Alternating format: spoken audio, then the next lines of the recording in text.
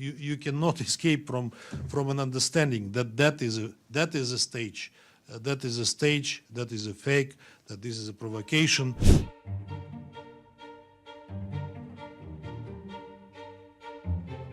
L'un des grands arguments des Russes, c'est de dire que des acteurs auraient pris la place de cadavres à Boutcha et donc finalement que les morts ne seraient pas vraiment morts. Pour ça, les Russes s'appuient sur certaines vidéos de très mauvaise qualité où un bras d'un cadavre peut sembler bouger. Le problème, c'est quand on analyse ces images, notamment avec des meilleures définitions, des meilleures résolutions, on s'aperçoit tout simplement que ce sont des poussières ou des gouttes d'eau, par exemple, sur le pare-brise. Résultat, c'est un simple effet d'optique. On voit bien, malheureusement, que les cadavres sont véritablement des cadavres. L'autre argumentation des Russes concerne le timing. Les Russes expliquent qu'ils ont quitté la ville le 31 mars et que les corps ont été filmés et documentés les 2 et 3 avril. Le problème, c'est que là encore, cet argument ne tient pas. Pourquoi? Eh bien parce que les images satellites parlent d'elles-mêmes.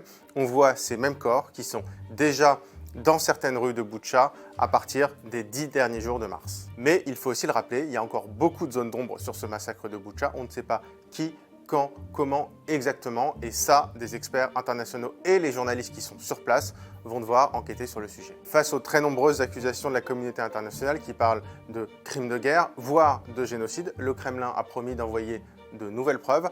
Pour le moment, si on se fie à ce qu'ils ont déjà publié, c'est extrêmement contestable.